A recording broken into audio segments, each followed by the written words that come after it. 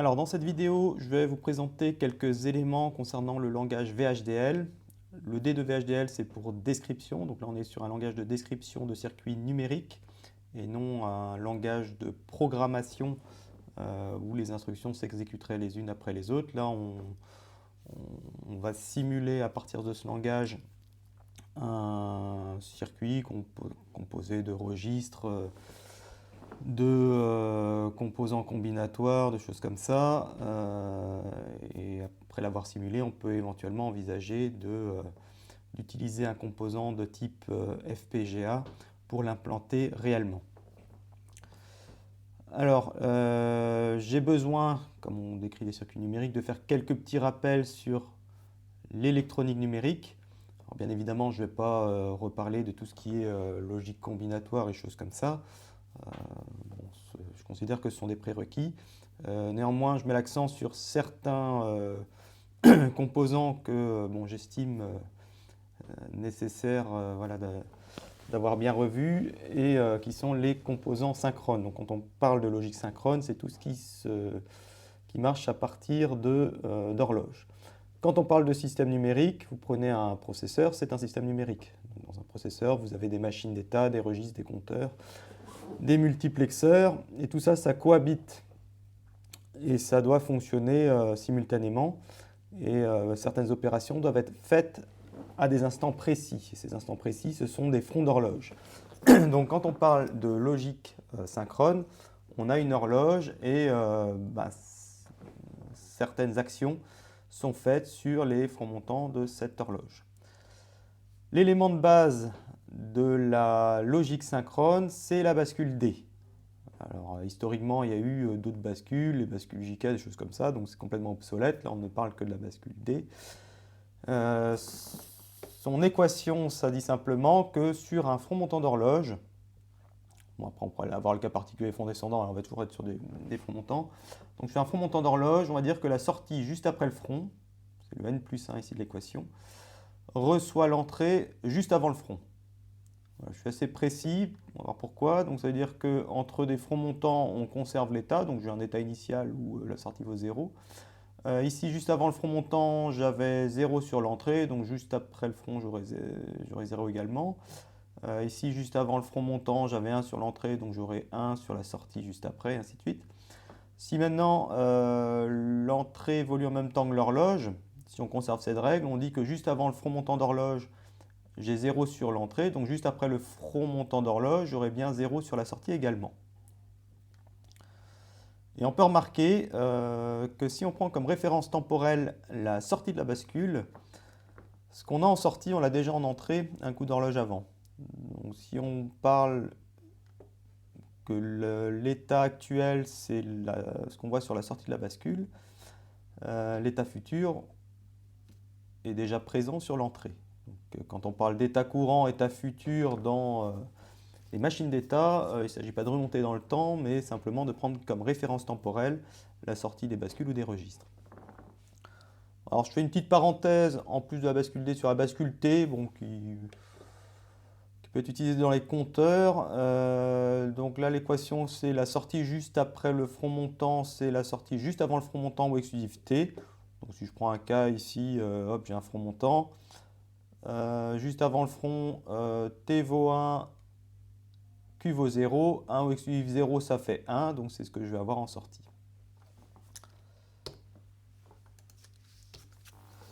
Si maintenant je prends 4 bascules, que je les place côte à côte et que j'ai un multiplexeur qui dit que si load vaut 0, je recopie la sortie sur l'entrée.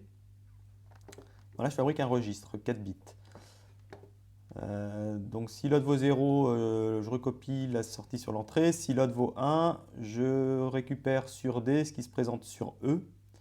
Donc je vais enregistrer l'entrée E sur un instant précis qui va être le front montant d'horloge. Donc cette valeur sera mémorisée juste après le front montant de l'horloge. Donc je viens synchroniser finalement la donnée d'entrée sur front montant. Donc la valeur qui est mémorisée dans les bascules est présente en sortie du registre.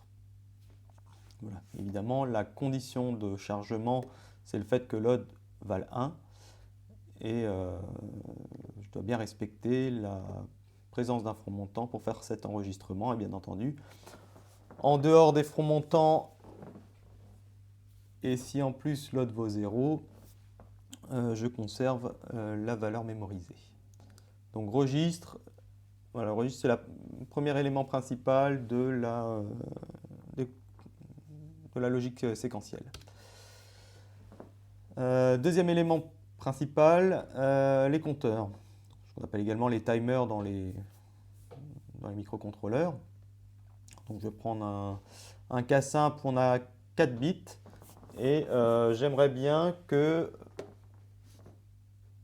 les 4 bits évoluent en s'incrémentant de 1 à chaque coup d'horloge. Donc là, finalement, la sortie des bascules, ici, je vais prendre des bascules D pour voir ce que ça fait, s'incrémente à chaque coup d'horloge. Donc je passe à la ligne suivante à chaque coup d'horloge. Donc j'ai 0, 1, 2, 3 jusqu'à arriver à 15. On considère que quand on arrive à 15, hop, on repart à 0 et ainsi de suite. Étant donné que j'utilise des bascules D, ce que j'ai en sortie, si je prends le cas particulier de la bascule 0, ce que j'ai en sortie de cette bascule, je l'ai déjà en entrée un coup d'horloge avant.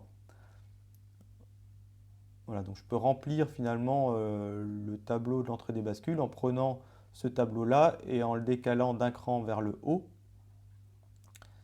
Ce qui fait que si je pose les 4 bascules les unes à côté des autres et que je les alimente par une horloge, il ne va pas se passer grand-chose. Maintenant, si je les relie entre elles en faisant en sorte que D0 ce soit Q0 bar, que D1 c'est Q1 ou X suivi Q0, D2 c'est Q2 ou X suivi Q1, Q0. Bon, c'est pas évident de voir du premier coup d'œil, mais voilà, on peut sortir de cette table de vérité des équations logiques et voilà, en prenant quelques portes logiques et en reliant les entrées aux sorties des différentes bascules, je peux fabriquer un composant qui évolue selon le cahier des charges évoqué initialement. Voilà, donc là j'ai fabriqué un compteur. Alors je peux faire également un compteur avec des bascules T. Donc là j'utilise une petite règle de la logique booléenne qui dit que si C égale A ou X suivi B, B c'est A ou X suivi C, ainsi de suite. Donc si j'ai Qn plus 1 égale Qn ou X suivi T, T vaut Qn plus 1 ou X suivi Qn. J'ai le même cahier des charges concernant la sortie des bascules. Maintenant, du fait que j'utilise des bascules T, d'après cette règle, ça c'est Qn plus 1, ça c'est Qn. Donc T, ça va être 1 ou X suivi 0, ça fait 1. Donc là, j'observe simplement qu'en utilisant des bascules T, les équations pour fabriquer le compteur sont un petit peu plus simples et donc il y aura un petit peu moins de portes, un petit peu moins de portes logiques autour de mes bascules pour fabriquer le compteur comparé à ce que j'avais avec des bascules D. On a vu les registres, on a vu les compteurs. Troisième et dernier élément essentiel de la logique séquentielle ou synchrone, ce sont les machines d'état. Donc la machine d'état, c'est un composant qui contrôle un système. Alors ça peut être un système de calcul. Ici, je vais prendre un exemple où on doit contrôler le sens de rotation d'un moteur. Donc ce sens de rotation, il est dirigé par les signaux gauche et droite. Et donc en gros, on veut faire en sorte que le chariot aille soit à gauche, soit à droite. Quand il vient taper dans A, il change de sens de rotation. Il ne s'agit pas de simplement commander directement gauche et droite à partir de A et B. Il y a aussi la notion d'état. Si je suis en train d'aller à gauche et que j'appuie sur B, il doit continuer d'aller à gauche.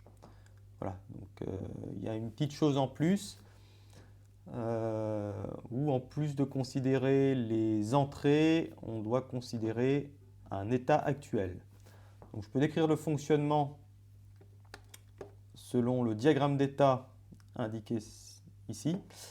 Donc j'ai un état initial après reset qui dit que je dois aller à gauche. Donc pour cela, le signal de sortie de ma machine d'état G doit être égal à 1, droite doit être égal à 0. Tant que j'appuie pas sur A, même si j'appuie sur B pour rigoler, ça ne change rien, je continue d'aller à gauche. Si maintenant j'appuie sur A, ben là il est question de changer les sorties, donc il va falloir changer d'état de toute façon. Et je vais rester dans l'état droite. Donc à chaque front montant d'horloge, j'ai le droit de changer mes sorties. Donc si jamais j'observe que sur un front montant, l'état de B vaut 1, ben, je vais retourner à l'état où je dois aller à gauche. Alors la structure qui permet de fabriquer ce composant numérique, c'est la machine de Moore. Donc vous voyez qu'il y avait directement un lien entre l'état dans lequel on se trouve et les sorties. Donc là, il y a de la logique combinatoire, les sorties dépendent directement des entrées, il n'y a pas de notion de mémorisation ou quoi que ce soit. Si maintenant je veux estimer l'état suivant, on a dit qu'on avait besoin de connaître les entrées, mais aussi l'état dans lequel on est. Donc l'état suivant ou l'état futur dépend de ces deux éléments. Et ensuite, le lien entre état suivant et état courant, bah, c'est ce qu'on a évoqué précédemment. Soit on a une bascule si on a deux états, soit on a un registre. Alors un petit cas particulier de cette machine de Moore, c'est si on a besoin de réagir rapidement, sans attendre un front montant d'horloge, on a à ce moment-là la machine de Meili où la sortie peut changer directement sur un changement d'entrée. Donc là on est dans un cas un peu particulier, on a besoin de gagner un front montant d'horloge, mais c'est un cas qui peut se présenter assez fréquemment. Bon, dans un premier temps, on va rester sur de la machine de Moore. Alors en VHDL, dès lors qu'on a établi le diagramme d'état, bah c'est bon, c'est terminé, puisqu'on a une syntaxe type pour la description en langage VHDL. Bon, je fais quand même ici, à titre d'exemple, la synthèse de la machine d'état correspondante. Donc on a dit, bon d'accord, on a un registre, maintenant on a deux blocs combinatoires qu'il faut un peu spécifier.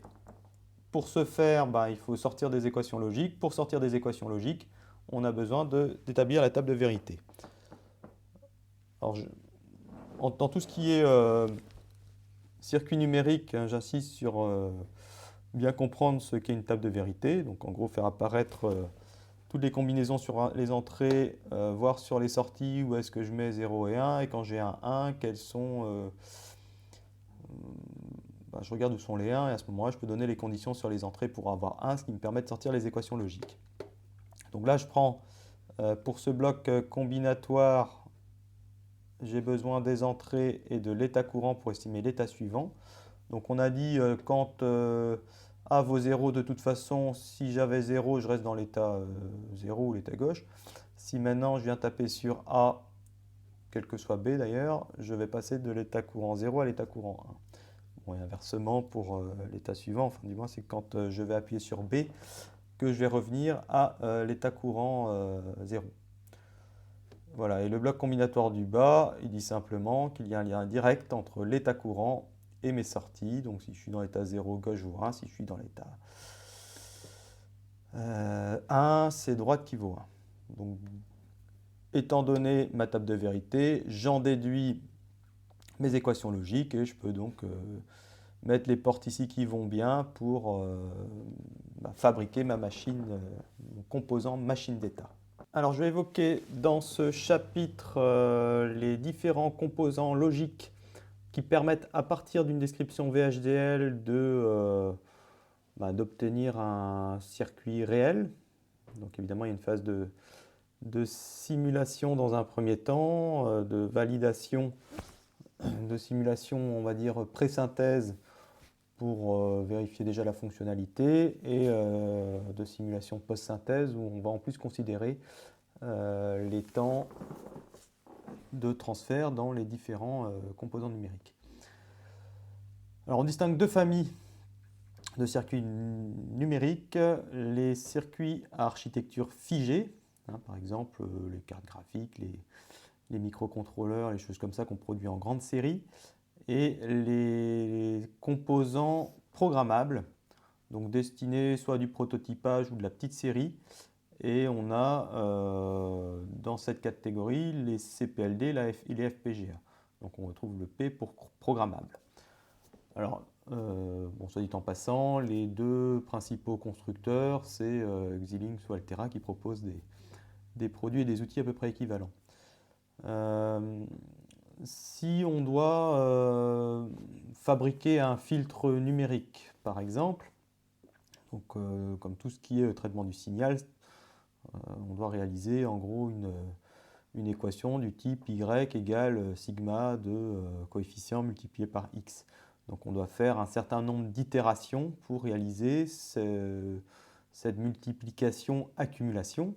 Donc ça se traduit dans un microcontrôleur par une boucle for et on fait les n itérations nécessaires pour déterminer le nouvel échantillon y du filtre à partir du nouvel échantillon x qu'on a enregistré.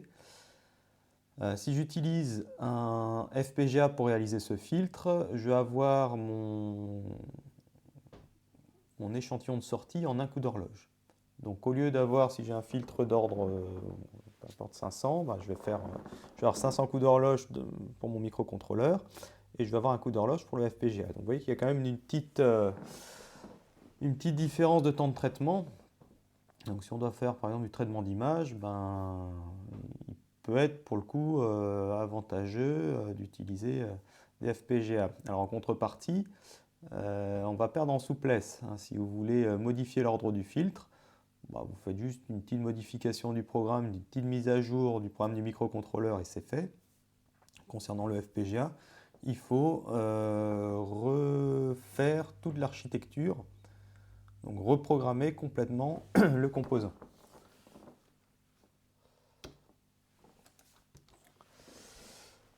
Alors, on va juste toucher du doigt ce qu'il y a dans ces composants programmables.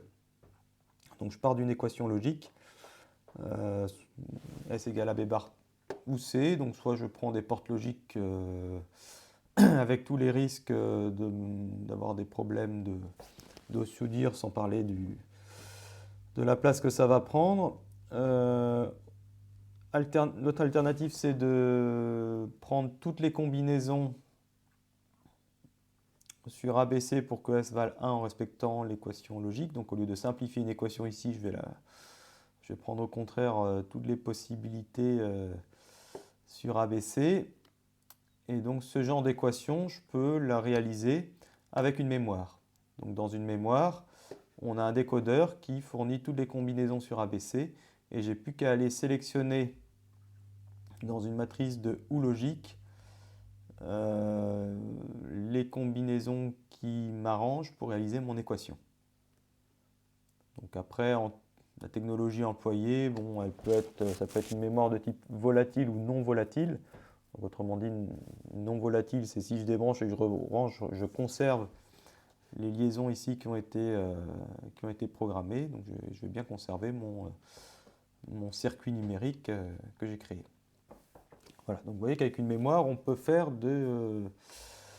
réaliser des équations logiques.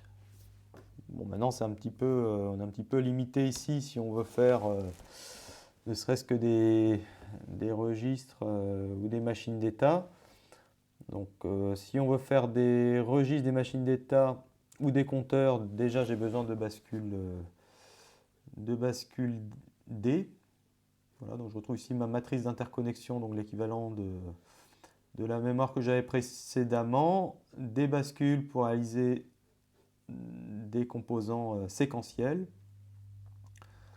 Je vais avoir également le problème que si plusieurs éléments sont connectés sur le même support, sur le même fil, si j'en ai un qui force 1 et l'autre qui force 0, ben, il va y avoir un conflit. Donc pour permettre à plusieurs, on va appeler ça des macrocellules, de se connecter sur un même support, je dois disposer de sorties 3 états.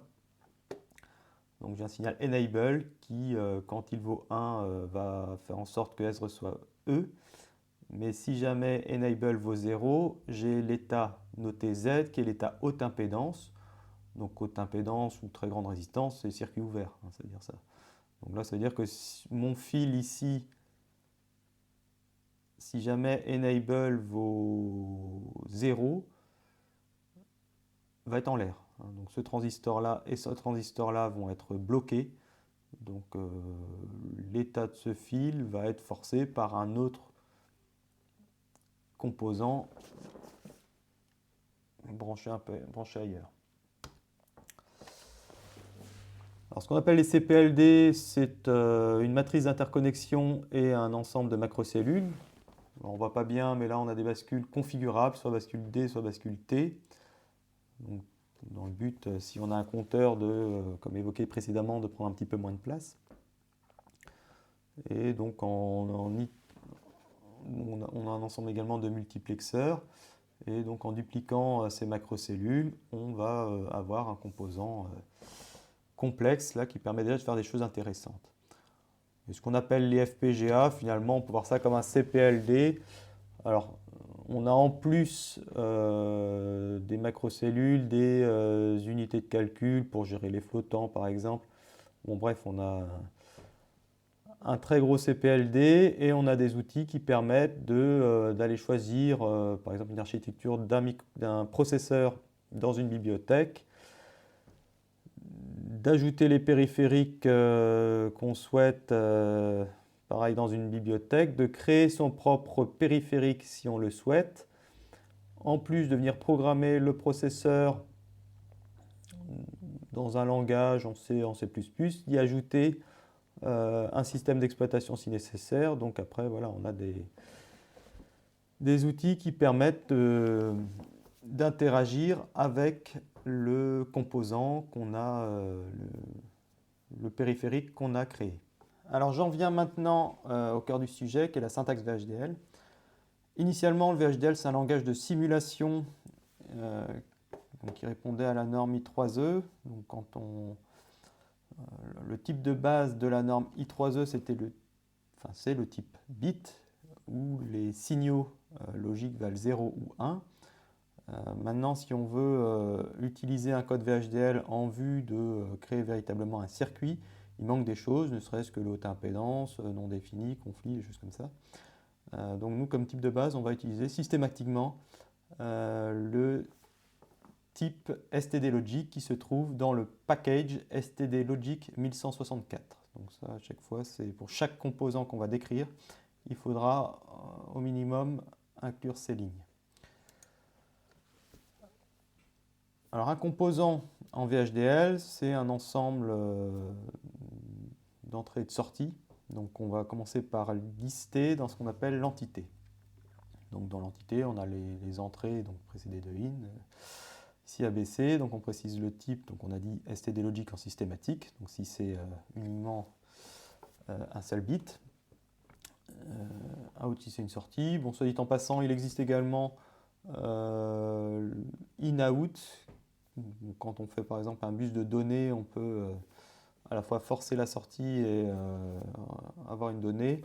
Bon, maintenant, on va justement réserver in-out uniquement au bus bidirectionnel. Bon, généralement, pour le reste, il n'y en aura pas besoin. Et une fois qu'on a listé les entrées-sorties d'entités, on a l'architecture qui permet de spécifier comment ça marche. Donc là, par exemple, je peux dire que résulte, c'est le résultat d'une équation logique. Bon, alors vous voyez que l'affectation, c'est inférieur égal, c'est pas simplement égal. Comment c'est? Bon, les équations, les portes logiques, c'est AND, OR, XOR en toutes lettres. Voilà, bon, mis à part ça, il n'y a rien de très original. Alors comme c'est un langage parallèle, hein, on décrit un circuit numérique, on a plusieurs composants qui fonctionnent en même temps. En gros, l'ordre des instructions n'a pas d'importance. On s'en fiche complètement de... voilà, si j'ai un signal interne dans mon architecture, ben, interne peut recevoir A and B en même temps que résulte reçoit interne XOR C. Donc si j'écris cette ligne-là après, ça revient au même. Alors, je vais avoir le même résultat sur résulte. Alors je fais une petite parenthèse sur la nature des signaux interne ou d'entrée-sortie, c'est ce qu'on appelle des signaux, ça transporte de l'information, donc on peut assimiler ça à des fils, hein, tout simplement. On va avoir besoin dans nos descriptions de fabriquer des composants séquentiels. Alors même si ce n'est pas la seule manière de faire, une manière de décrire ces composants séquentiels, c'est le process. Donc le process, c'est un bloc dans l'architecture dans lequel on rentre si on a un changement des signaux listés dans la liste de sensibilité. Donc là, typiquement, si j'appuie sur Reset ou si j'ai un changement de clock, je rentre dans mon process. Et là, on a des instructions de type if then else qui s'exécutent les unes après les autres. Donc quand on est dans un process, contrairement à si on est en dehors d'un process, on a des instructions parallèles. Dans un process, on exécute les instructions les unes après les autres. Donc là, on dit qu'en priorité, si on a appuyé sur Reset, on va mettre la sortie à 0. Donc là, en gros, on décrit un registre. Bon, on va prendre des exemples de toute façon après. L'autre possibilité pour être entré dans le process, c'est que clock est changé. Après, ça peut être un changement sur front montant, front descendant. Donc, il faut en plus tester à l'aide de la fonction Rising Edge. Est-ce que c'est ici front montant? Si oui, on va enregistrer la donnée à condition, enfin la nouvelle donnée à condition que load vaut 1. Sous-entendu, si load ne vaut pas 1, enfin, s'il n'y a pas de changement, on garde en mémoire. Donc d'entrée de jeu, il y a une notion de mémorisation. Voilà, donc je répète que le process n'est pas la seule manière de décrire un composant séquentiel, mais c'est en tout cas celle-là qu'on va utiliser. Et on peut également utiliser des process pour décrire des composants combinatoires, donc où les sorties dépendent directement des entrées sans notion de mise en mémoire. Ça suppose juste que dans la liste de sensibilité, on y mette toutes les entrées. Voilà. Alors que pour un composant séquentiel, au contraire, on va éviter de mettre le tout venant. On met uniquement l'horloge, le reset s'il s'agit d'une remise à zéro asynchrone. Et voilà, en dehors de ces installants, de toute façon, il y a mémorisation. Petite remarque en passant sur les types. S'agissant d'un registre 8 bits, on a utilisé le type STD Logic Vector, donc vecteur de STD Logic. Et 8 bits, numéroté. Le bit de poids faible, c'est le bit numéro 0. Le bit de poids fort, c'est le bit numéro 7.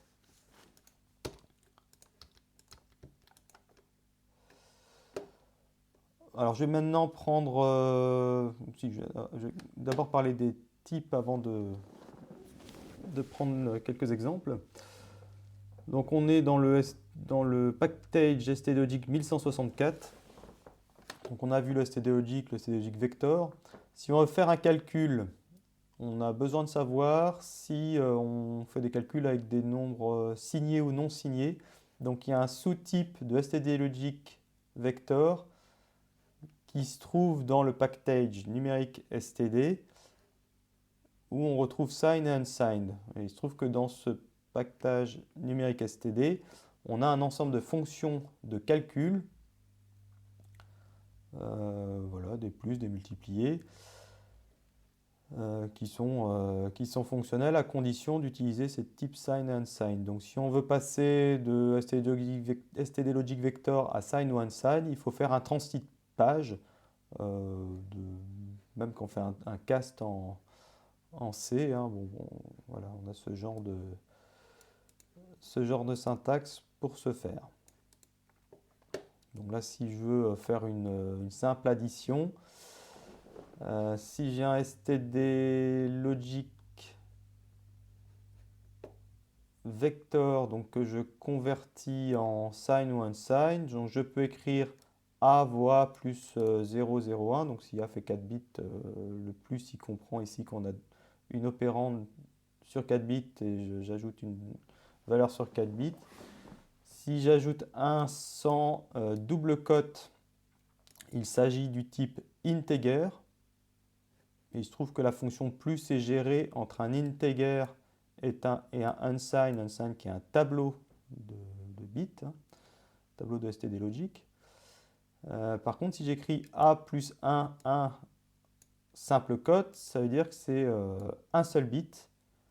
Et là, il va voir qu'on a 4 bits d'une part, 1 bit d'autre part, et donc il y aura une erreur qui va être générée dans la compilation parce qu'il ne va pas comprendre l'addition sur deux opérandes de taille différente. Alors, dans les exemples qu'on va évoquer, on va distinguer les composants combinatoires, donc sortie dépendante des entrées directement, pour 3 états, multiplexeur, additionneur-soustracteur, décodeur éventuellement, et les composants synchrones qui ont été largement évoqués précédemment, registre compteur et machine d'état. Donc là, pour les composants combinatoires, on va de manière un petit peu systématique utiliser l'affectation conditionnelle. Donc un signal reçoit une valeur when condition else, sous-entendu A reçoit 0. Et dans les composants synchrones, on utilisera un process. C'est uniquement dans le process qu'on peut utiliser du if then else. En dehors d'un process, ça ne marche pas, donc c'est affectation conditionnelle. Alors, on va commencer par la porte 3 états. Alors, je vais prendre un logiciel de simulation pour voir les différents exemples. Alors, j'ai ouvert le logiciel ModelSim qui est disponible gratuitement. Il vaut mieux aller le récupérer chez Altera, ça se passe mieux pour l'installation. Je prends des petits exemples simples, à commencer par la porte 3 états. Donc, comme je l'ai dit, je dois faire référence à la bibliothèque I3E et inclure en systématique le pactage STD Logic 1164. Donc, je commence par évoquer l'entité de mon composant. Donc, je lui donne un nom.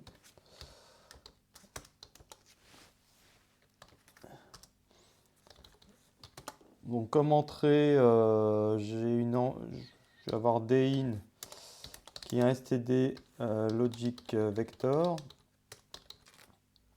Bon, je peux mettre 8 bits ou 4 bits, peu importe. STD Logic Vector. J'ai un signal Enable qui est un STD Logic. Donc, un seul bit qui va valoir 0 ou 1. Et j'ai une sortie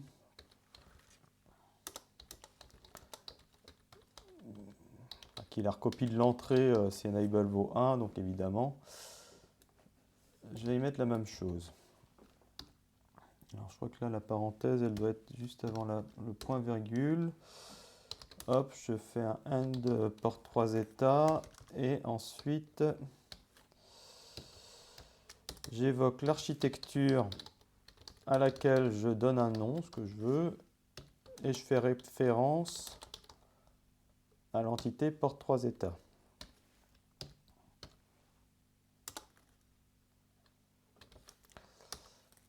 Alors, j'ai un begin dans l'architecture qui ne sert pas juste à décorer, mais également à déclarer des signaux internes si nécessaire. Donc, je préfère mettre tout de suite le end arch. Alors, je conseille de faire des copier-coller sur les noms.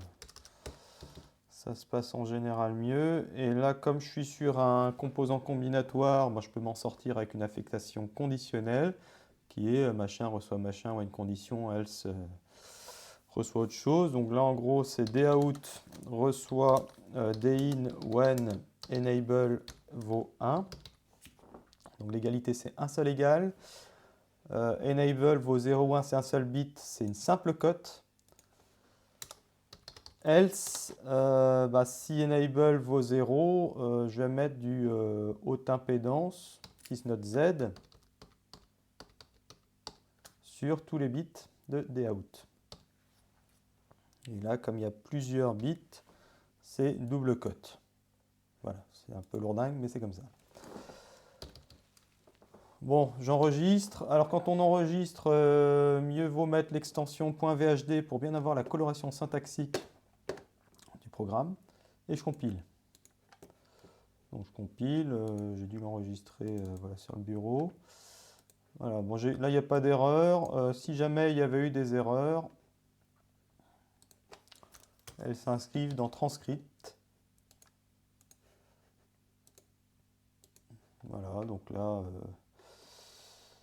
un non identifier D, in, donc il suffit d'aller lire et puis on corrige. Voilà, donc tant que je n'ai pas compilé, de toute façon, on ne va pas aller plus loin. Bon. Alors, une fois qu'on a compilé avec succès un ou plusieurs composants, donc chacun des composants atterrit dans la bibliothèque Work. Et pour faire la simulation, soit on double-clique ici sur le composant, soit on fait Simulate Start Simulation. Et on retrouve notre composant là-dedans. Et là, on bascule en vue simulation. Donc si jamais il manque des fenêtres, vous faites Layout Reset pour remettre tout à peu près propre. Et pour faire apparaître ici dans la fenêtre chronogramme temporel les différents signaux de notre composant, on sélectionne Objects.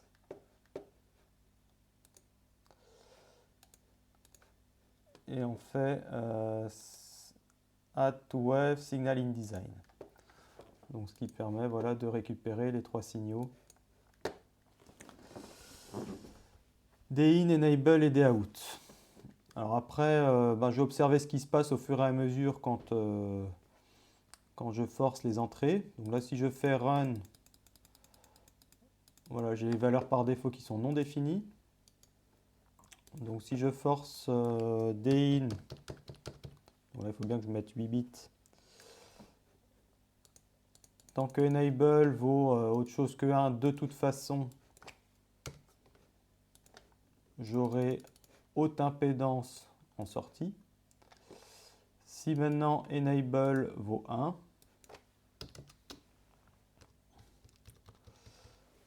je vais recopier l'entrée sur la sortie. Et ce de manière instantanée, c'est combinatoire, donc dès que Enable change, j'ai bien DOUT qui reçoit des lignes. Alors maintenant, on va prendre un autre exemple, par exemple un multiplexeur. Alors je quitte la vue simulation. Voilà, donc là je travaille dans le même fichier. Voilà, je vais avoir une entité une entité multiplexeur.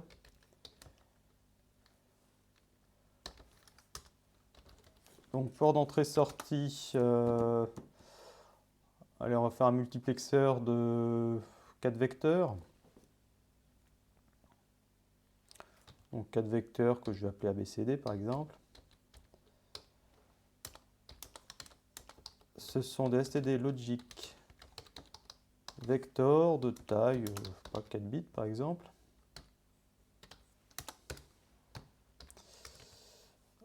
Alors comme je dois sélectionner et aiguiller un élément parmi 4, j'ai besoin de 2 bits pour faire cette sélection.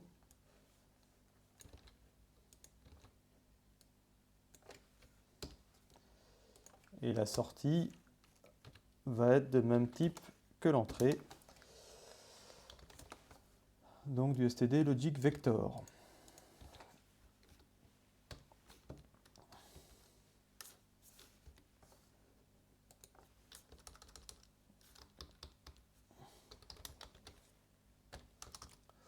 Je passe à l'architecture. Donc architecture.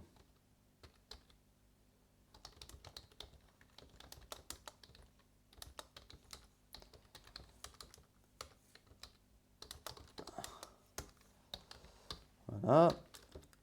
Donc je veux dire que DOUT, donc là c'est pareil, on est sur du combinatoire, donc normalement on peut s'en sortir avec de l'affectation conditionnelle. Donc je dis que DOUT reçoit A when cell égale 0. Donc là il y a 2 bits, donc double cote dès qu'il y a plus d'un bit de toute façon. Else DOUT reçoit autre chose. Donc là il ne faut pas mettre faut pas recopier Daoud reçoit. C'est sous-entendu, Daoud reçoit A when condition, else Daoud reçoit B when autre condition.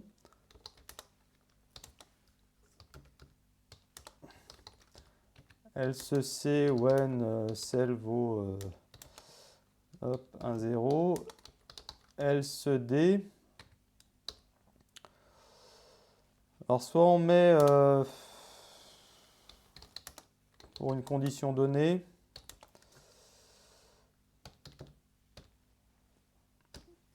et là on va éviter de s'arrêter comme ça parce que cell étant un std logic vector, il peut valoir autre chose que 0, 0, 0, 1, il peut valoir haute impédance, non définie, conflit, tout ce qu'on veut. Donc on n'a pas toutes les possibilités. Si on n'a pas toutes les possibilités, par défaut il y a mise en mémoire. Donc c'est-à-dire pour un composant qui est censé être combinatoire, le compilateur irait peut-être coller des bascules dans notre cas. Donc il faut toujours mettre un cas par défaut inconditionnel.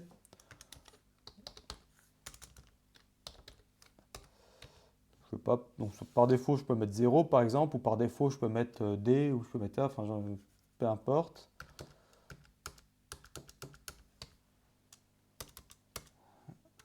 On est sur 4 bits sur Daoud. Hop, je compile.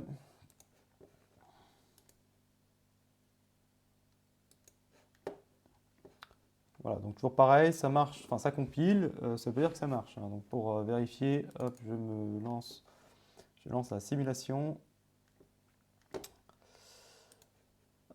Hop, layout, non pardon, c'est dans Add to Wave, enfin il faut sélectionner Object et faire Add to Wave, Signaling Design. Alors le raccourci c'est F9 hein, pour faire un run de 100, peu importe de combien de toute façon pourvu que ça varie. Je fais un forçage de A avec 4 bits.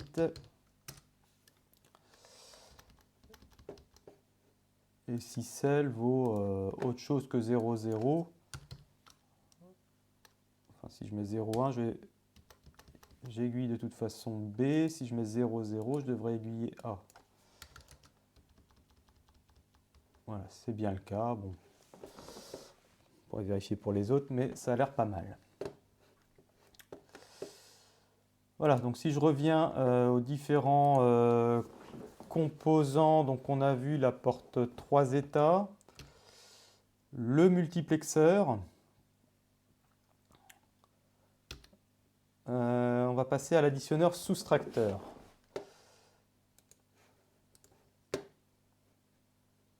Donc là, je rebascule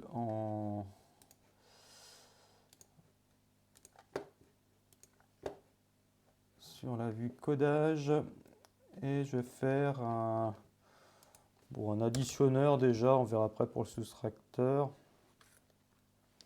Donc à chaque composant, il faut remettre les bibliothèques.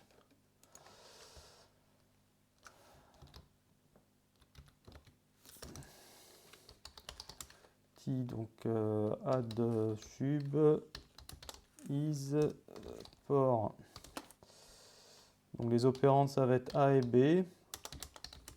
Bon, je peux dire que c'est du 8 bits par exemple.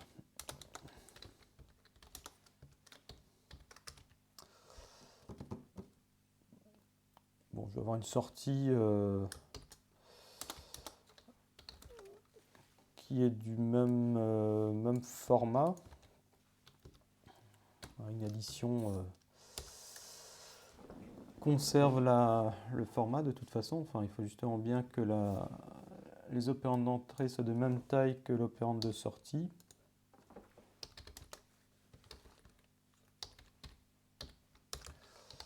Et après, j'ai l'architecture.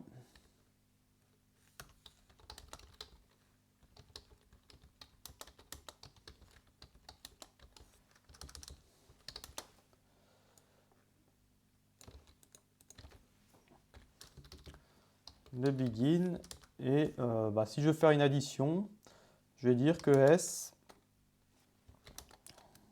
je sais pas, je mets que c'est A plus B. Hein, c'est pas bon, mais on va regarder ce qu'il dit. Donc je compile, hop, Et là, il me dit que ben, la fonction plus n'est pas définie pour des std logic vector. Ouais, si vous allez chercher, vous devez avoir I3E qui est quelque part ici dans les bibliothèques. Si vous allez chercher dans std logic 1164, vous ne trouverez rien comme fonction arithmétique. Arithmétique. Il y a les opérations logiques sont possibles, hein, les et, and, etc., mais pas les opérations arithmétiques. Et pour cela, on doit utiliser numérique std. Alors, il y a d'autres bibliothèques qui permettraient de faire des calculs directement sur des std logic vector, mais je ne le conseille pas parce qu'en général, elles ne sont pas synthétisables. Donc si c'est juste pour faire de la simulation, à la rigueur, pourquoi pas, et encore, c'est un coup à avoir pas mal de conflits. Donc normalement, avec les deux bibliothèques qui sont proposées ici, on peut tout faire. Donc dans numérique std, on a les types signed et unsigned. Donc si je dis que je considère que A et B sont des signés, je vais faire un transtypage. Donc si je fais ça, j'ai bien plus qui est défini pour des signs. Maintenant, ce n'est pas suffisant puisque comme je l'affecte à un std logic vector, il va me dire bah oui, mais on ne peut pas affecter le résultat à un std logic vector. Donc si on veut l'affecter à un std logic vector, il faut retranstyper.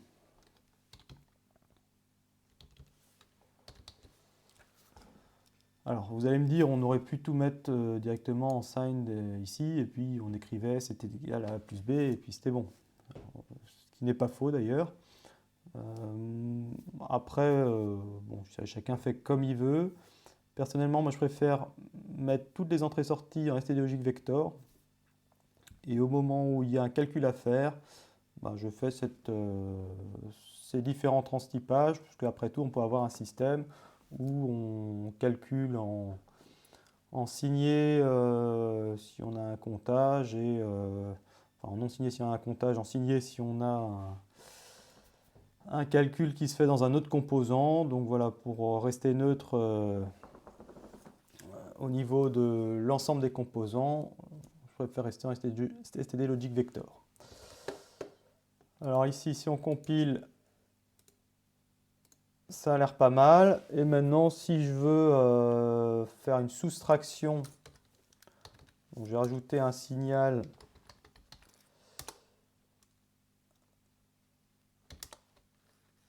qui permet de faire ce choix, std logic.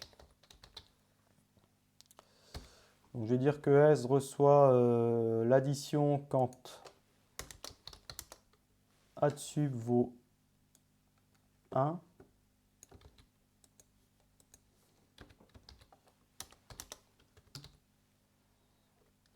Sinon,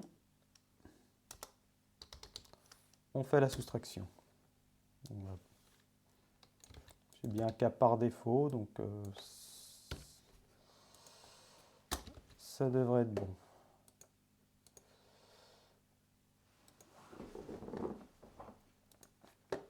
Je bascule en simulation. Alors je vérifie ici que dans Work, là-dessus a bien été créé. C'est bon. J'ajoute Signal in Design, je bascule en Wave. Je vais mettre des valeurs sur A et B.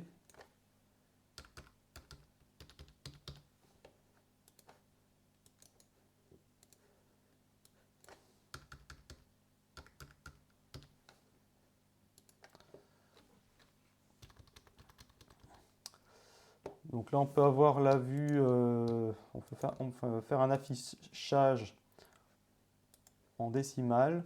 Donc là, 15, alors, par défaut, donc si A de sub vaut 0, de toute façon, je fais une soustraction. Si je mets A de sub à 1,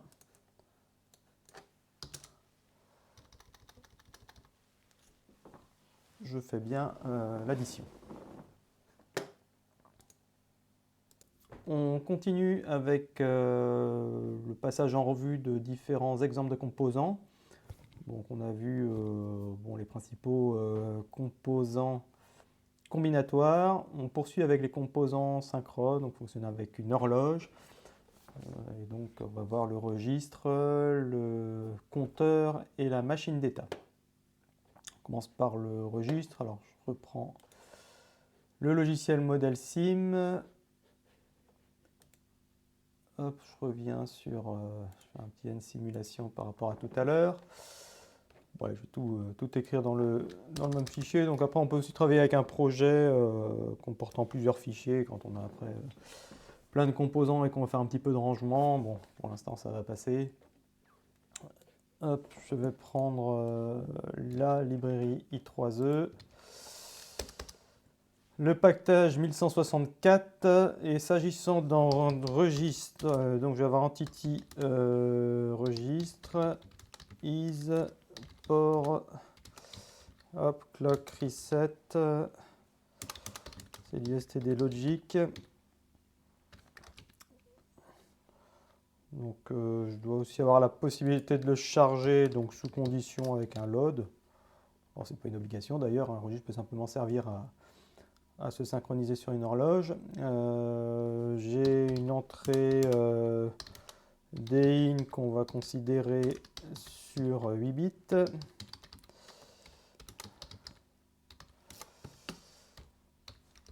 Et pareil pour des out.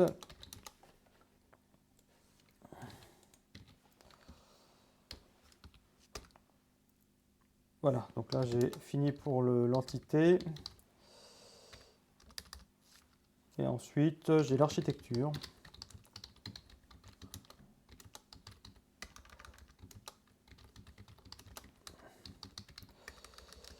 Et là, on va retrouver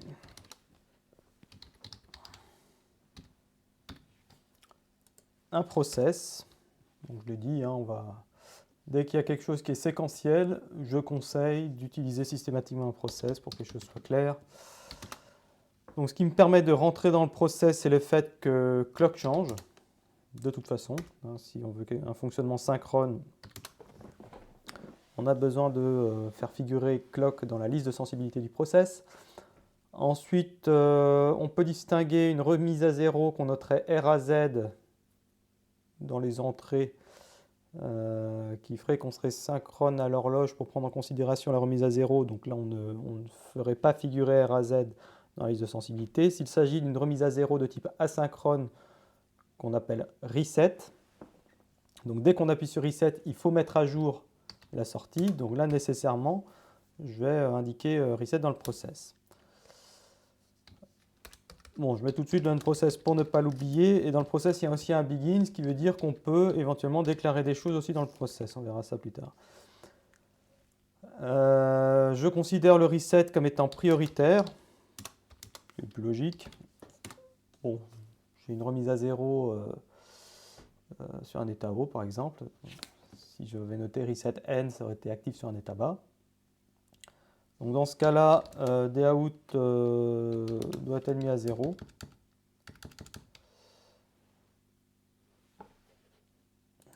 On peut mettre un zen aussi. Alors je peux mettre, je peux faire une remise à 0 comme ça. Il y a une petite combine qui peut servir. C'est d'écrire others flash 0. Donc là en fait je dis que je mets tous les autres bits de dout à 0, en l'occurrence ici tous les bits. Si maintenant je n'ai pas reset mais que j'ai rising edge,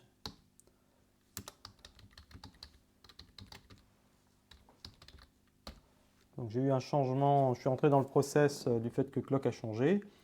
Maintenant encore faut-il que ce soit un front montant pour agir. Donc la fonction rising edge me permet de faire ce test. Alors là j'ai une séquence if, then, else if. Alors j'aurais pu détacher, mettre else, if détaché. Dans ce cas-là, il me fallait un end if pour ce if là et un autre end if pour ce if là.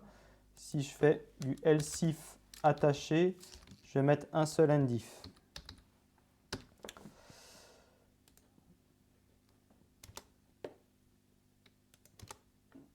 Alors, donc si j'ai un rising edge à ce moment-là, je vais charger, enfin je vais dire que day out reçoit day in à condition que load vaille 1.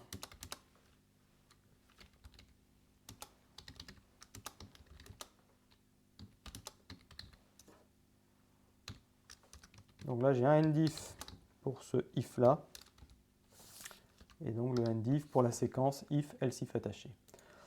Alors certains sont tentés de mettre un et logique, sans doute pour aller plus vite, avec le rising edge. Donc là ça veut dire qu'il y a vraiment une porte et logique associée à clock, ce qui ne correspond plus tellement à un registre. Donc ça peut passer peut-être en simulation, mais après quand on va jusqu'au bout de la synthèse logique, on va avoir des problèmes. Donc il faut bien faire un test de load après le rising edge.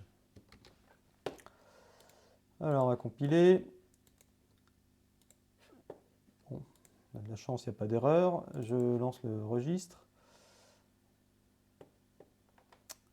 Et pour faire le test, je vais avoir besoin d'une horloge. Alors, au lieu de faire 0,1, 0,1, 0,1, il y a quand même quelque chose qui existe qui s'appelle clock dans les forçages.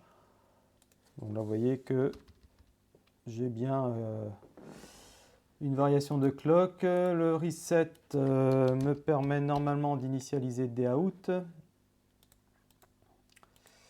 Et si je mets load à 1, non déjà si je mets din à une certaine valeur et que load passe à 1,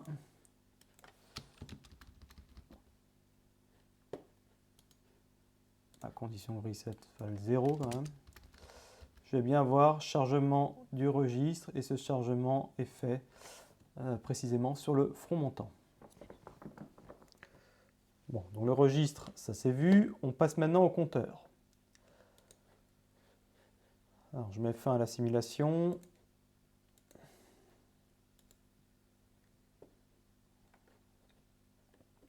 Donc, je reprends mes bibliothèques.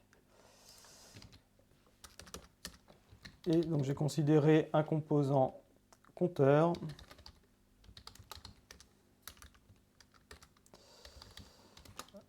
Il y a une horloge, un reset, donc nécessairement à tout ce qui est synchrone, il y a forcément un reset pour définir l'état initial. Donc le reset, on peut pas écrire, alors, on peut écrire des valeurs initiales et ça marche en simulation, mais ça ne marche pas en vrai.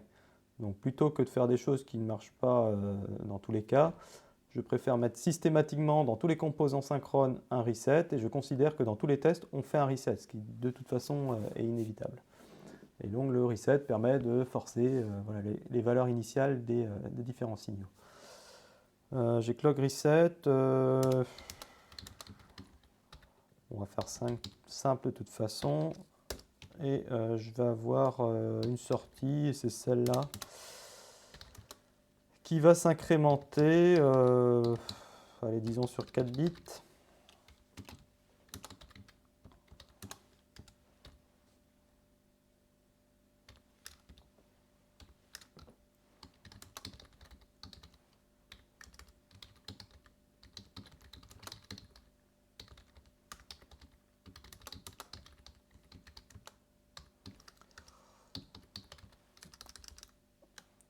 Alors, je vais faire volontairement quelques erreurs.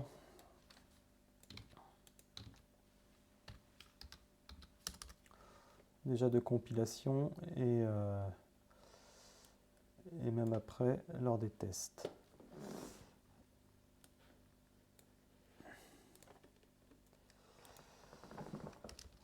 Alors, j'ai quelque chose qui est synchrone, donc hop, réflexe, on met un process. Ce qui me permet de rentrer dedans, c'est le fait qu'il y ait front montant d'horloge et le reset, qui est de type asynchrone, donc dans les A0 asynchrone.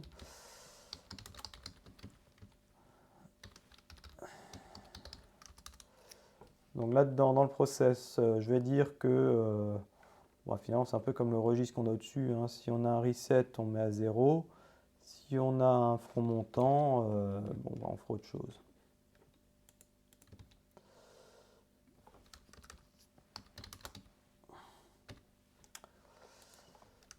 Donc si on a un front montant, en gros, on dit que DAout reçoit DAout plus 1.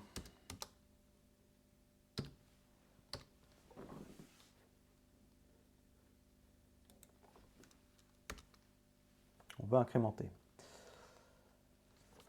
Bon, comme je dis, il y aura des erreurs. Donc on va compiler.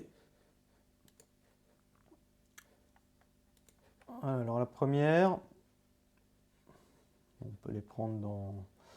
Il y a plusieurs erreurs en même temps. La première, c'est qu'on ne peut pas lire, et c'est assez logique, une sortie. Une sortie ne peut être que affectée. Donc soit on met du in-out ici, mais on va réserver ça, je l'ai dit, à tout ce qui est bus bidirectionnel. Par exemple, un bus de données dans un système à processeur. Donc plutôt que de faire ça, je vais déclarer un signal que j'appelle interne et qui est du type std logic vector. Voilà. Je vais dire que c'est une copie finalement de DAout. Donc je dis que interne c'est interne plus 1. Et je vais dire que bon, ben, DAout c'est une copie de interne. Alors maintenant, qu'est-ce qui se dit? Bon, si j'ai un signal qui est déclaré en interne, je peux le lire et l'affecter sans problème. Donc déjà, le fait de ne pas pouvoir lire une sortie, ça c'est réglé. Maintenant, j'ai l'histoire du plus entre un std logic vector et un entier. Donc, de toute façon, le plus n'est pas défini pour les std logic vector. Alors, ce que je peux faire, c'est le déclarer plutôt en unsigned. Comme ça, l'opération d'incrémentation là va marcher. Par contre, no visible entries. Ah oui, je n'ai pas inclus la bibliothèque numérique std.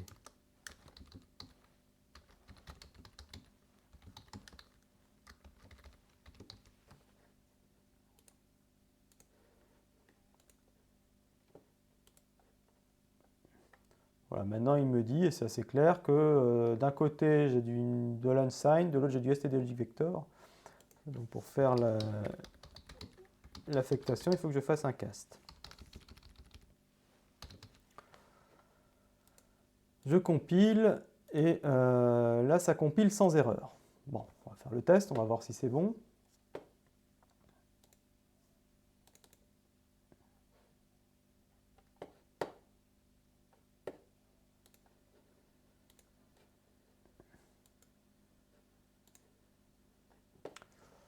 Alors tout ce que je fais là quand je tape, quand je clique sur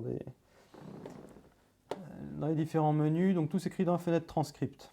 Donc après on peut très bien aussi sauvegarder tout ça sous forme de test, comme ça si on se rend compte qu'on a fait une erreur, ben, on peut relancer directement le transcript sans avoir à faire tous les forçages. Donc ça va au début quand il y a quelques signaux à forcer, mais après quand il faut systématiquement mettre une horloge, faire un reset et forcer les différentes entrées, et ce de manière séquentielle, ça devient un peu plus lourd. Donc là justement je vais sauvegarder à un moment donné cette fenêtre. Donc je mets une horloge, je fais un reset. Donc à l'issue d'un reset,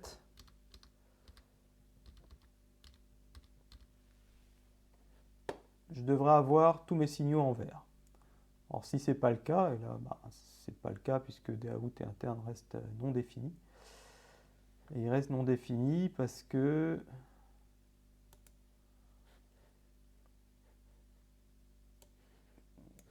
quand je fais mon reset, c'est DAout que j'initialise et c'est pas interne. Donc interne n'étant pas initialisé, si je fais interne, vous voir interne plus 1, c'est du non initialisé plus 1, ça reste non initialisé. Donc là, c'est bien interne qu'il faudrait que j'initialise. Voilà, donc je vais sauvegarder ceci. Je peux sauvegarder dans un notepad ou quelque chose comme ça au passage. Donc là, j'ai fait une modif, donc je recompile, je relance la simu.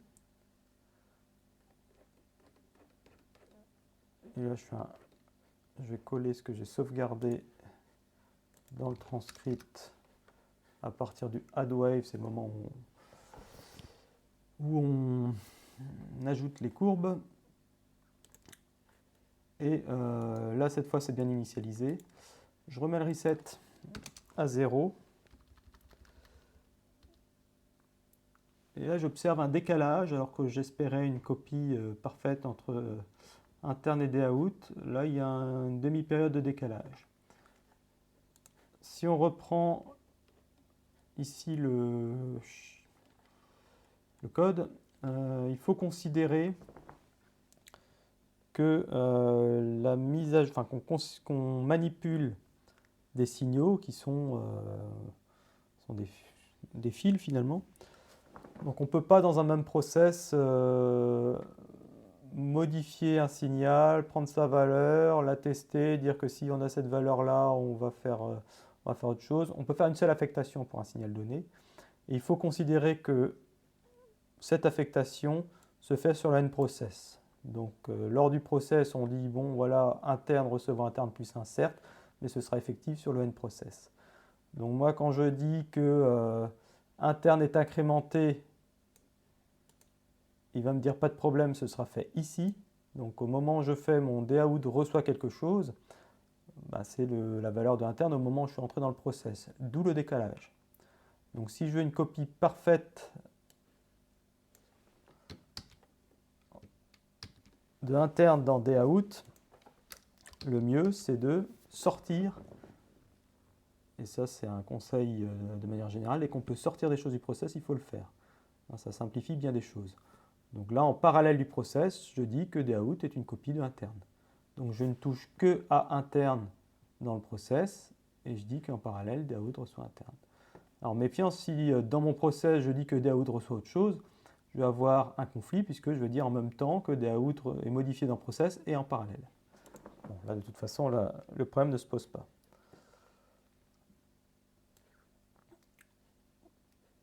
Alors, je vais relancer la simu.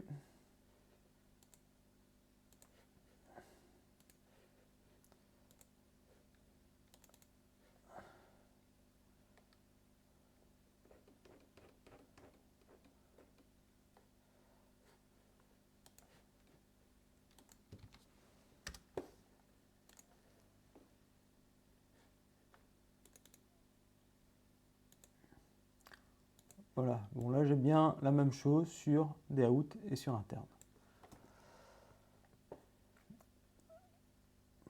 Bon, dernier composant dans la famille des synchrones. Donc là il y a un exemple, ça a été en passant de registre à une remise à 0 asynchrone ou remise à 0 synchrone. Bon après ça c'est vraiment du détail. Exemple de compteur préchargeable aussi éventuellement. Bon, on rajoute des USNL sans plus. On peut rajouter une condition de comptage également, un count enable si nécessaire. Et on en vient à la machine d'état. Et je reprends l'exemple du chariot qui doit faire des allers-retours. J'ai le diagramme d'état. Je rappelle que pour réaliser ce diagramme d'état, on se fie à la machine de Moore qui dit que connaissant l'état courant, on en déduit directement les sorties et que l'état suivant, on le connaîtra étant donné l'état courant et les entrées. Donc ça nécessite les deux. Alors si on a le diagramme d'état, il y a une syntaxe type. Il ne faut pas chercher à improviser, en général on perd du temps. Il y a plusieurs versions pour coder une machine à état. Alors celle que je propose, elle permet de passer facilement d'une machine de Moore à une machine de Méli. Donc je commence par la machine d'état vue de l'extérieur. Donc on fait la liste des entrées-sorties. C'est synchrone, donc il y a une horloge. Ici j'ai fait une sorte de type def. Bon, si je veux donner des noms explicites à mes états, c'est pas plus mal, surtout quand il y en a beaucoup. Et donc les signaux état courant, état suivant appartiennent à ce type que j'ai créé. Donc on n'utilise que dans l'architecture. On peut également définir des types dans un paquetage maison si on veut l'utiliser dans plusieurs composants. Alors là, je vais utiliser un process combinatoire pour définir les deux blocs combinatoires à la fois. Donc quand on parle de process combinatoire, il faut bien lister toutes les entrées pour que ça marche, puisque la définition de combinatoire, c'est que les sorties dépendent directement des entrées. Donc si jamais on oublie une entrée, et si elle change, il n'y aura pas de changement des sorties, donc il y aura mémorisation, donc ce ne sera plus quelque chose de combinatoire. Voilà, donc j'ai dans ce process combinatoire mes deux blocs. Donc je donne des valeurs par défaut.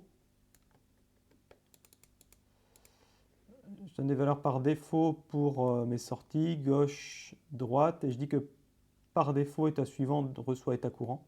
Donc on reste dans l'état dans lequel on est. Comme on retient la dernière affectation, s'il n'y a pas d'autres affectations que celle-là, par la suite, on va garder ces valeurs-là. Et ensuite, j'ai un switch case. Donc j'ai le case état courant.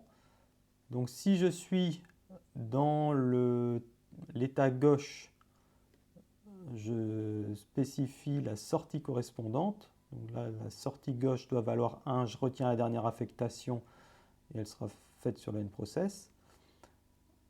Et dans l'état gauche, je vais aussi définir l'état futur. Donc je donne la condition, étant dans l'état gauche, je donne la condition sur mon entrée, ici c'est le fait que A vale 1, pour que l'état suivant soit droite. Voilà, donc j'ai dans le switch case, j'ai à la fois dans un état donné, quelles sont les sorties. Donc je pourrais rajouter droite vaut 0, mais bon, c'est déjà ici. Là, je donne que les signaux qui sont à 1 pour pas que ce soit trop lourd comme écriture. Valeur des sorties et conditions pour passer à l'état suivant, donc conditions sur les entrées. Voilà, et on fait la même chose pour, on liste tous les états et à chaque fois on dit quelles sont les sorties et conditions pour déterminer l'état futur. Donc il ne faut rien oublier ici dans les sensibilités du process. Et j'ai un autre process en parallèle qui permet de faire le lien entre état suivant et état courant, qui n'est bien sûr rien d'autre qu'un registre. Le reset, il n'arrive que sur ce registre-là. Donc on arrive reset vaut 1, on donne l'état courant initial. Et quand il y a front montant d'horloge, on dit que état courant reçoit état suivant.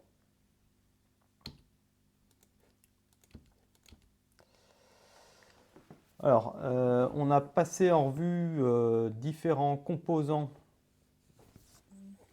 pris indépendamment les uns des autres. Là, on va regarder rapidement un exemple où on va relier les composants les uns aux autres. On appelle ça instancier les composants pour créer un système un peu plus complexe. Donc là, je prends l'exemple d'un générateur de signal PWM. C'est un périphérique de microcontrôleur. Donc pour créer un signal qu'on dit MLI, modulé en largeur d'impulsion ou pulse width modulation, donc c'est un signal carré si on veut, et donc périodique. Et donc le rapport, ce qu'on appelle le rapport cyclique, permet de dire combien de temps on va rester en haut par rapport au temps on va rester en bas. Donc voilà le type de signal PWM qu'on peut avoir. Là, on a un signal avec un rapport cyclique 50%, donc on reste la moitié du temps en haut, la moitié du temps en bas. Si on veut réaliser un circuit analogique qui fait ce genre de choses, il faut générer un signal de type triangulaire avec un trigger de Schmitt, et ensuite on compare le signal triangulaire avec un signal constant, et le résultat de la comparaison, c'est un signal carré. Si on est dans un système numérique, ce qui permet de générer un signal PWM, c'est un compteur. Donc j'ai un compteur qui s'incrémente et qui, quand il arrive à une valeur égale à ici ce qui s'appelle période, est remis à 0. Voilà, donc régulièrement, je remets mon compteur à 0. Donc ça, c'est le registre qui contient la fin de comptage. Et j'ai un autre registre qui s'appelle duty avec lequel je vais comparer la valeur courante de comptage et le résultat de la comparaison va me permettre de dire si je dois mettre à 1 ou à 0 la sortie qui s'appelle... J'ai du mal à lire ici, c'est PWM.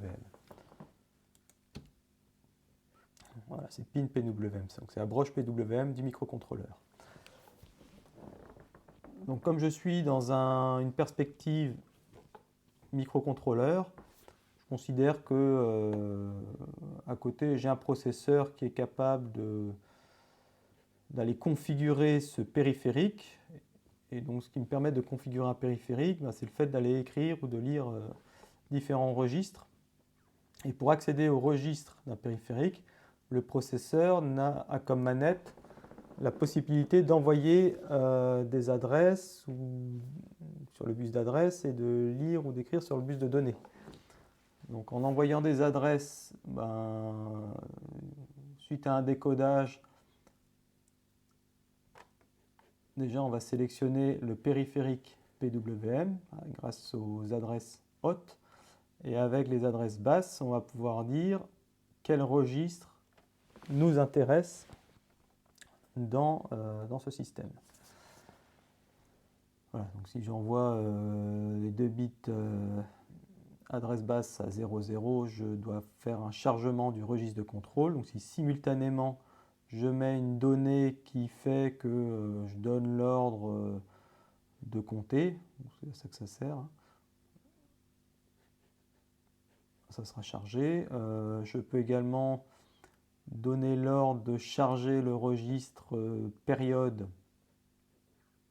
donc qui est relié au bus de données. Donc si j'envoie en même temps 0,1 sur le bus d'adresse, sur les bits de poids faible du bus d'adresse, et la valeur qui va bien sur le bus de données pour charger une certaine valeur de période,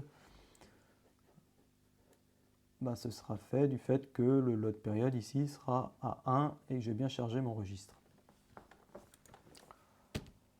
Bon, si on passe en revue les différents composants, un décodeur c'est un composant combinatoire. Donc j'ai juste à dire voilà, que j'ai différentes affectations conditionnelles. Les comparateurs, c'est également du combinatoire, donc on retrouve des affectations conditionnelles, machin reçoit machin one condition. Les registres sont comme on a vu précédemment. Le compteur aussi, il n'y a rien de particulier. Bon, il y a un count enable en plus pour autoriser le comptage. Alors là, il y a un test aussi sur la fin de comptage. Alors si on ne le met pas et que de toute façon on arrive à 1, 1, 1, 1, au coup d'après on sera à 0. Bon, après, si jamais on veut avoir une fin de comptage différente de tous les bits à 1, voilà, on peut réaliser ce test supplémentaire. Après, j'ai pour contrôler la broche de sortie une bascule RS synchrone. Donc on fait soit un forçage à 1, soit un forçage à 0. Donc en systématique, j'ai mis aussi un reset pour qu'il y ait une situation initiale. Et là, ce qui m'intéresse dans notre exemple, c'est l'instanciation. Donc comment on va faire pour maintenant relier les composants les uns aux autres. Donc on a vu lors des tests que tous les composants atterrissaient dans Work. Donc en plus de ma bibliothèque STLogic 1164, je rajoute work.all pour dire que je vais utiliser tous les composants qui ont atterri là-dedans. Je définis ensuite mon composant vu de l'extérieur, donc je cite toutes les entrées et les sorties. Et après, dans l'architecture, je vais en plus rajouter d'autres signaux qui vont permettre à l'intérieur de relier les composants les uns aux autres. Et je commence par poser le premier composant, ici le composant compteur. Donc j'ai ici à gauche les entrées-sorties du composant telles que je les décris indépendamment du reste. Alors, il est très important de respecter l'ordre des entrées-sorties. Il ne suffit pas de remettre les mêmes noms parce que la compilation, le problème c'est que ça compile sans erreur mais que ça mélange quand même. Voilà, donc il faut vraiment faire un copier-coller des différentes entités pour que ça se passe bien. Voilà, donc j'avais à gauche les entrées-sorties du composant indépendamment de tout contexte. Et à droite, je vais ici mettre soit des entrées-sorties du composant global, soit des signaux internes. Et donc si je mets le même nom, je sais pas, par exemple ici, j'ai comptage, c'est un signal interne qui est une sortie du compteur et une entrée du comparateur. Donc voilà, je retrouve comptage ici. Ça me permet de dire que j'ai bien relié ces deux composants. Et donc en faisant comme ça, c'est différent. Alors, on appelle ça les port maps. Là, on vient à chaque fois faire, on met un petit le nom de l'entité, port map, et ensuite on relie les différents composants. Alors, il faut en plus mettre un label. S'il faut mettre un nom, le nom doit être différent de l'entité, puisqu'on considère qu'une entité peut avoir éventuellement peut être instanciée plusieurs fois. Voilà, donc là j'ai relié tous les composants les uns aux autres. Rien ne m'empêche de rajouter des petites choses. Ici, j'ai rajouté un petit ou logique. Voilà, tout ça, ça se passe en parallèle. Donc voilà, rien n'empêche d'ajouter des choses en parallèle. Ça se passe tout aussi bien. Alors, on considère maintenant un autre système un peu complexe, ou du moins nécessitant plusieurs composants élémentaires. Donc là, ça va être le système d'allumage d'un néon. Constitué, on va modéliser le néon par une résistance, et on est dans la catégorie des tubes à décharge, donc on doit y associer une inductance pour, de manière transitoire, accumuler de l'énergie pour ensuite le restituer au néon. Alors le problème d'avoir un système inductif, c'est qu'on va décaler avec des signaux sinusoïdaux, on va décaler la tension par rapport au courant.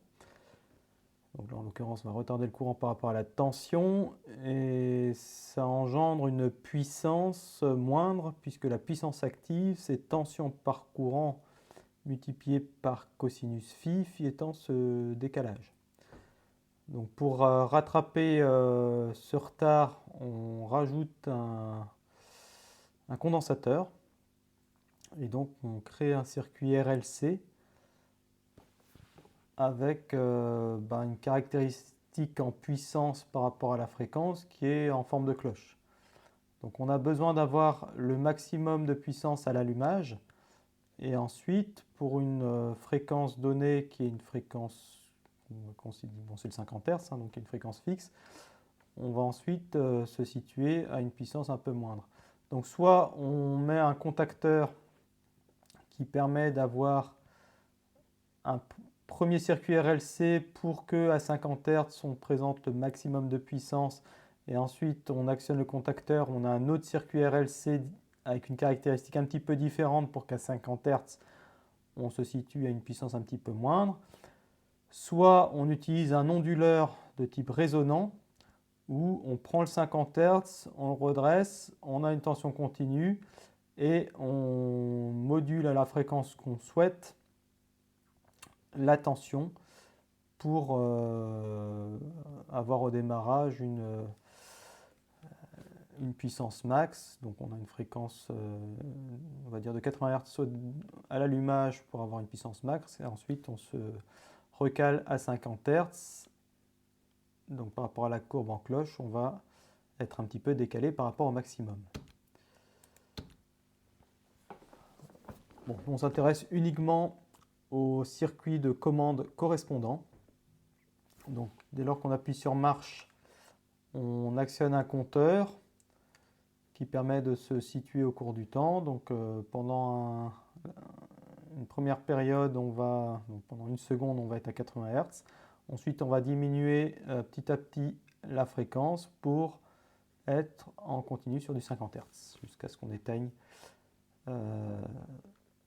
le circuit. Alors on sent venir le coup que comme on a un fonctionnement échelonné dans le temps, il va peut-être y avoir une histoire de machine d'état là-dedans. En effet, donc la structure, c'est une horloge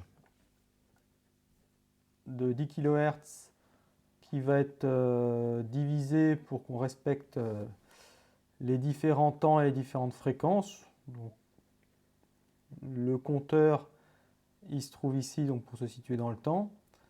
Et c'est également cette valeur de comptage qu'on va récupérer pour diviser cette fréquence de 10 kHz pour avoir soit 80 Hz, soit 50 Hz. Donc là, on a un diviseur de fréquence programmable ou configurable en quelque sorte. Bon, le comparateur, rien de nouveau, ça c'est du combinatoire. Le multiplexeur, lui, n'a rien de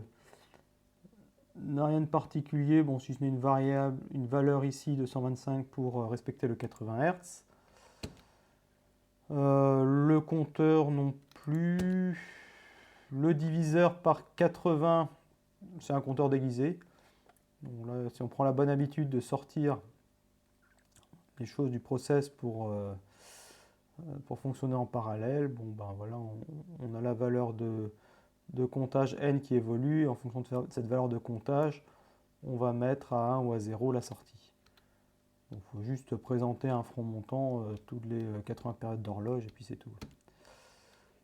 Bon, si c'est une division par n, donc là c'est un diviseur de fréquence programmable. Donc ça veut juste simplement dire qu'on prend plus en compte l'entrée. Et on en vient à la machine d'état, où donc on a une situation initiale où on attend qu'on appuie sur marche. Si on appuie sur marche, on va être dans un premier état où on commence le comptage, donc count enable vaut 1, et on pilote le multiplexeur pour avoir une fréquence de 80 Hz. Quand on atteint la valeur 125, c'est qu'on a attendu une seconde, et donc on est sur un autre état où on aiguille l'autre valeur du multiplexeur, on continue le comptage. Et quand on atteint 199, on arrête le comptage, donc count enable passe à 0, de telle sorte que on maintienne une fréquence de 50 Hz en sortie. Et ce, jusqu'à ce que marche arrêt repasse à 0. Donc on retrouve les deux process de la machine d'état. Là, on liste toutes les entrées. Donc marche arrêt,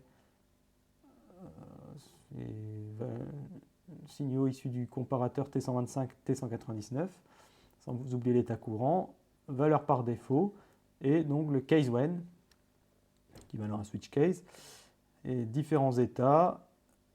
Pour un état donné, quelles sont les sorties à 1, on va dire, et pour un état donné, quelle est la condition sur les entrées pour connaître l'état suivant. Alors, soit dit en passant, on peut très bien être dans un état et au coup d'horloge suivant, aller dans l'état suivant de manière systématique. Donc ça s'appelle une transition inconditionnelle et dans ce cas-là, il n'y a pas de if, on dit simplement que when arrêt, état suivant reçoit F80 et puis c'est tout. Bon, une fois que ça c'est fait, instanciation des composants et on peut faire le test en forçant les entrées du composant global et vérifier qu'on a bien le fonctionnement souhaité, décrit du moins au début. Alors je termine ce cours par des mauvaises pratiques. Donc la première ici c'est les conflits. Donc si je décris un compteur et que j'utilise un signal interne et que j'oublie que c'est ce signal interne qui s'appelle count in qu'il faut initialiser et non count. Alors, ça veut dire que count reçoit quelque chose dans le process et reçoit autre chose en parallèle du process. Donc il y a un conflit qui sera résolu par le fait que count sera à x ou à undefined. Enfin bref, il y aura un problème. Une autre erreur assez fréquente et que j'ai évoquée précédemment, c'est de mettre un et logique avec le rising edge, bon, sans doute pour gagner du temps. La conséquence, c'est qu'il y a effectivement un logique à ce moment-là entre le clock et le load. Donc ça correspond plus tout à fait à quelque chose de synchrone. Alors, peut-être que ça marche mais en simulation, mais ça risque de poser des problèmes si on cherche à faire la synthèse logique par la suite. Ne pas oublier que dans un process, l'affectation se fait sur le n process. Donc si je dis qu'un terme reçoit A, ce sera vrai uniquement à la fin. Donc interne ici affecté à S, S recevra la valeur de interne au moment où on est rentré dans le process. Donc il y aura un décalage. Quand on fait un process combinatoire, ne pas oublier de lister toutes les entrées. Dans le cas d'un multiplexeur, si j'oublie la sélection, ben, si jamais celle change au cours du test, ben, la sortie, elle, ne va pas être modifiée, parce que je ne vais pas rentrer dans le process. Alors, quand on fait des if, des if then else dans un process, il y a une notion de priorité. Et ça, c'est vrai de toute façon, quel que soit le langage, hein, mais ça peut être utile de le rappeler. Soit je respecte les priorités en faisant des if else. Si je fais un if, end if et encore un if derrière, ça veut dire que si j'ai un reset, ça veut dire pas de problème, et que si j'ai en même temps j'ai rising edge qui est vrai, ben je vais également aller là-dedans. Et comme je respecte la dernière affectation, c'est ce deuxième if qui va être prioritaire. Donc au lieu d'avoir un reset prioritaire, j'ai plutôt le fait qu'il y a un front montant qui va être prioritaire. C'est pour ça qu'il faut bien faire du if then else pour que ça se passe bien. Une petite remarque également sur voilà, quelques notions qui peuvent faire gagner du temps ou qui peuvent être même nécessaires pour décrire certains composants. C'est la notion de variable. Donc quand on est dans un process, on a vu qu'il y avait un begin qui n'est pas là que pour décorer, parce qu'on peut déclarer ce qu'on appelle des variables qui ne sont pas des signaux par définition. Et en fait, on ne sait pas trop ce que c'est. C'est le compilateur après qui interprète ces variables. Leur existence ces variables n'existent que dans un process, donc on ne peut pas, évidemment, comme elles sont déclarées dans le process, elles ne peuvent pas être utilisées ailleurs. Et leur affectation est immédiate. Donc, leur affectation se fait avec un 2 points égal. Et si je dis que résultat vaut résultat plus 1, ça va être modifié comme une variable habituelle. Hein. Ce n'est pas sur l'NProcess, c'est modifié tout de suite. Donc, quand on veut faire, par exemple, des registres à décalage, quand il y a des rotations à faire sur des piles ou des choses comme ça, ben si dans un même process, on veut mettre de côté une valeur, faire un décalage de l'ensemble de la pile et recoller en haut de la pile la valeur qu'on a mis de côté, ben là, on a besoin d'une variable. Autre petite chose utile, c'est la généricité. Bon, c'est l'équivalent d'un dsdifn en fin de compte. Si je suis dans un système à processeur avec plein de registres et qui se décrivent pareil, mais où seule la taille diffère en fonction de où on se branche, je peux décrire un registre avec un paramètre n correspondant à la taille.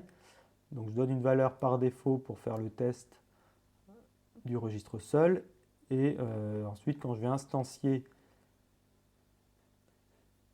mon système global, en amont du port mat, je rajoute generic map où je donne ici la taille définitive pour mon registre. Voilà, donc ça permet également, quand on cherche un petit peu à dimensionner un système, voilà, de mettre ce paramètre, on ne modifie que ce paramètre et voilà, ça permet de voir si jusqu'à quelle taille de données on peut aller au minimum ou au maximum.